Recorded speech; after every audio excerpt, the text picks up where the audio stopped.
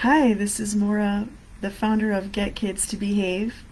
This is my first Facebook Live ever. Oh, what I do to try to help kids.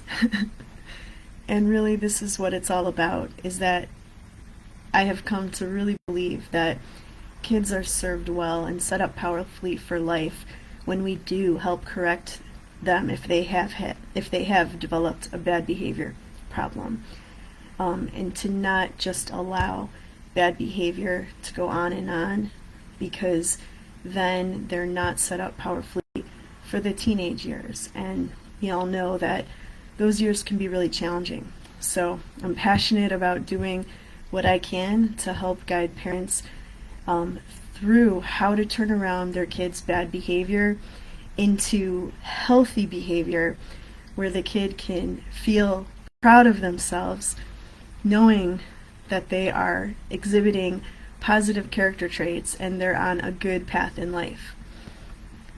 So if anyone hops on and is watching, go ahead and say hello in the comments so that way I can see that you're there. Feel free to pop a question that you would like answered. And the topic for today's live is whining. It's a pretty universal topic. By the way, it's the day after Thanksgiving, so I hope everyone who's watching from the U.S. Had a great, wholesome, peaceful, love-filled Thanksgiving with their families or friends, or both. All right, so for the topic of whining, first of all, we all know that adults can whine. Do you know adults who whine a lot, or adults who whine a little? We all complain at times. Then complaining can get to that level of whining. So the first thing is it on your radar? Do you notice when even adults' behavior goes into the realm of whining? And then the way I look at it for kids is there's two kind of ways to look at whining. And that's what I love to teach parents in my program, or this and so many more things to help us to really proactively sharpen our discernment of what's going on in the moment so that we could respond in the most wise, effective ways. So when a kid is showing emotional distress, the way I see it is the kid could either be legitimately distressed emotionally. And if that's the case, we nurture 100%. We make space for those sad feelings. Like for the example of, let's say your kid's best friend moved away and they're really sad. Of course nurture and allow for those big feelings. We don't want to suppress them. We want to be there for them and help the kid feel the feelings and process them and let them out and express them. And we can guide them in that. But then in the other kind of scenario, a lot of times kids show emotional distress in the form of whining that can elevate into crying or a tantrum or meltdown. But it's not because of the type of legitimate emotional stress that I was talking about earlier, but it's usually because the parent says no, and the kid has already learned that if they elevate their emotional expression, the parent will change their mind. And in this case, I want to coach parents on this type of scenario. So first of all, why do we even want kids to stop whining? Anyone? Put in the comments why we even want kids to stop whining, if you do want your kid to stop whining. I know there's a lot of views of parenting out there, but if you're in this group entitled Get Kids to Behave, my assumption is that you would like your kids to stop whining. So why?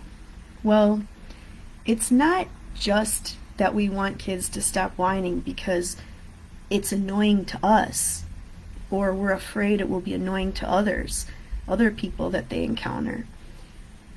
But it's actually, whining is a reflection of our mindset. Back to how I started this live talking about adults who typically whine. What does that reflect about their mindset? So if kids have a typical bad habit of whining, look at how that is showing their mindset, and how will this carry out through the years if this mindset isn't supported and corrected. So that's really what it's all about, is supporting kids in dealing powerfully with a no, dealing powerfully with not getting their way, and learning to have the mindset that, of course, starting with feeling the feelings, but then instead of staying stuck there in those negative feelings, unable to get out of them, that the kids learn to have the positive habits of feeling the feelings, but then ultimately shaking it off, being flexible, resourceful, creative, inventive, and pivoting and doing something else productive, even if they didn't initially get their way with the original thing that they're begging for or demanding. You know, in the pandemic, adults were faced with a lot of negative circumstances, getting laid off from their jobs, their businesses closing, and the most successful people learned how to pivot, even though what was happening was very sad. They learned how to, brush themselves off, pivot, think of a new idea that's grounded in the present reality, and continue to move ahead. This is the type of mindset that I would like kids to have, wouldn't you? So it's really an art to know, when to correct, but when to allow, when to put our foot down, when to give in, when to comfort and nurture versus when to challenge. And that's why I would definitely, I think the program I created is perfect to just give parents taking the time to just think about all these different nuances of all these different situations, so that they could be on the ball with their thinking and have a great knee-jerk reaction with how to respond in which situation. Of course, we're not going to be perfect, but I just want to support parents and take advantage of all of what I've learned over all these years. Might as well try to help someone who would like it. All right, so let's go to the example of, let's say you already cleaned up a whole bunch of Legos in the living room, and later that day your kid asks to empty out all the Legos, and your answer is no. And then your kid starts to whine, and you say, no, I just cleaned them up, maybe another day. Now your kid's whining is elevating into a cry. Now, of course, that pulls on your heartstrings. I mean, this is your kid, your cute kid, showing emotional distress.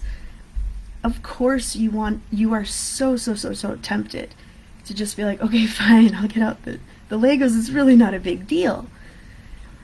But you have to get that what you are maybe not really realizing in this moment, because it really, on one hand, it's not a big deal. Sure, get out the Legos. But what's really happening is you're training, you're teaching, you're reinforcing the concept that a no turns into a yes with whining. So what you've just done is accidentally encourage whining. And so is that really what you want to do? And I know parenting is so, parents are tired, parents are stressed. It's like at the drop of a hat, at a moment's notice, a question is asked, you respond, the kid cries, you think it's the easiest way out to just cave and change your answer, and it's hard to really think through all of this, but that's where I've done all this work to support you with. So, first of all, if that were to happen, where the example I just made up, if that were to happen, the corrective way to respond is to save face. And so you can go up to your kid while they're playing with the Legos and they just dumped them all out because you caved.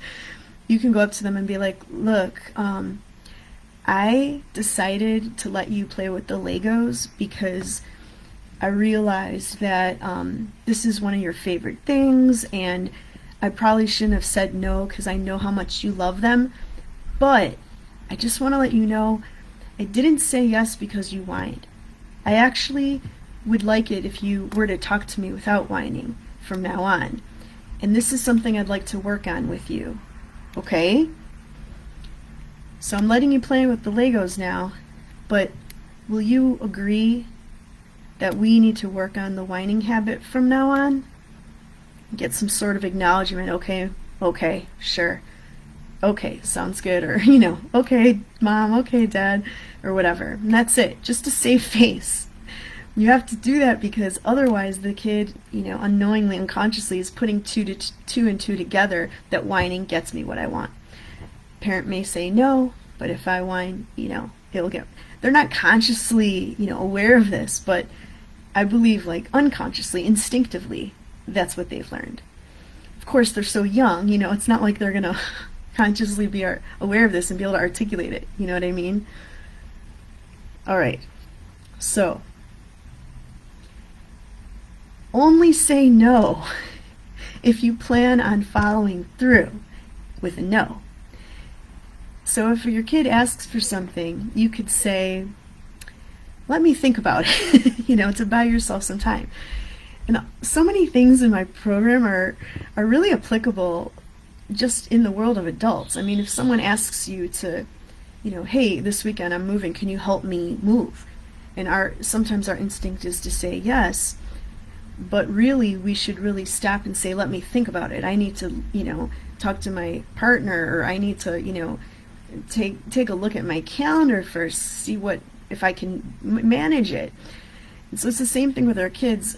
We need to say pause and not give a no unless you're 100% sure you're going to follow through on it. Otherwise, the power of your no weakens, and you don't want that. So take a moment to think about it, and whatever you do, the concept that is very important here is somewhere within your response must be that whining decreases the likelihood that you will say yes, and a lack of whining increases the likelihood that you will say yes. I hope I said that right. So my point is that you gotta teach your kid, not through lecture, not through explaining, but through a series of experiences where they get that if they whine, opportunities go away. If they don't whine and conduct themselves in a more evolved, elevated way, they do get what they want. And then, of course, there's layers and layers of this on where to go next. You can't always give them what they want if they don't whine. So after that will come the series of learning experiences to help your kid to deal with the feelings involved with not getting what they want. That's a whole thing.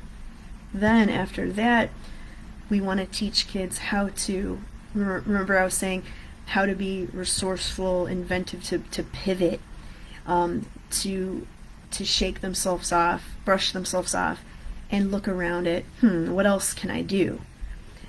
And to practice negotiation skills. Like, all right, I'm pretty upset that I'm pretty frustrated I can't play Legos. To build understanding too, that's something I really teach is, obviously kids are egocentric, naturally, of course. That's completely normal and developmental. But it is our job to guide them along and make them aware of other people. Other people are important too. And so we build up kids' understanding of I cleaned up all the Legos and that took a long time. and I just would like a couple days more of seeing the room without Legos all over the place. How about if we wait till Saturday, and for the kid to have understanding, and then for the kid to, like I was saying, to negotiate and to build up the communication skills to say something like, all right, well, I can't play Legos, I'm disappointed, but I have the understanding that this is important to my mom, and I usually get my way, so it's considerate of me to just, be understanding and say, okay, mom, okay, dad, now let's pivot. What can I do that doesn't involve Legos? How about the puzzles? I haven't played puzzles in a while. I'm going to take out a puzzle and put it on the table and try a puzzle. And then for kids to advocate for themselves when they need attention, to teach them how to do that so that they don't act out negatively when their cup is empty, but for them to be like, I feel a little bad that you didn't let me play Legos, but I decided to play puzzles, but I do feel like I would like some attention. I feel like I really would love for you to sit by me, Mom. Can you? And then you can be understanding and, of course, like, encourage, reward the kid for navigating that situation so well. And then, yes, of course, you give them what they want, because you want to reward their emerging competencies of all of the things I just said. But then, of course, that's why I come at this from a teacher's point of view. And so there's always a further realm to get to. So once they're good at that, then, you constantly, well, not constantly, but I like to continually, more or less, challenge kids. That's how I bring the best out of them. But of course, like I said before, it's an art. There's a time for not challenging kids and just letting them be. And then there's a time for challenging kids. A little gradual challenges, nothing stressful, gradual challenges that they're on board for, that they give their own agreement with. They buy into it, and I explain how exactly to do that and stuff like that. Let's see here. Okay. So if you don't let your kid experience not getting what they want, do you see how you give them no experience to ever face or deal with not getting what they want? So then don't be surprised when they go out into the world, maybe preschool or daycare or a friend's birthday party or the restaurant or the grocery store. Like, it's not their fault that they are showing emotional distress at the slightest thing that doesn't go their way. It's really not their fault. If we don't intentionally kind of let them experience all the emotions associated with not getting their way. And so it's counterintuitive to do this because you love your kid and you want to give them everything. But in my experience, the parents who've given their kids everything, those kids do turn out to be the neediest and the ones with the least emotional capacity to navigate life. And I don't know if it's a coincidence, but in my experience, they're the ones who have the least passion for learning and being challenged because they're not used to it. So we want kids to face something difficult and have that growth mindset and the supports that we provide to support them to get through it. And then they're going to feel like, wow, I got through that and I'm empowered and I'm proud of myself. And then their self-esteem and self-concept is strengthened. That's one idea of basically where I come from in my approach. That's what I'm all about in a nutshell. One kind of thread of it all. So let's see here. If you have any questions or comments, If you're interested in joining my actual program, shoot me a message or comment below any questions or comments that you have. Each parent has to do what feels right for you. But if you resonate with what I'm saying, I invite you to work with me, and I'd love to help support you with bringing the best out of your children and setting them up powerfully for life. Thanks for watching. Bye.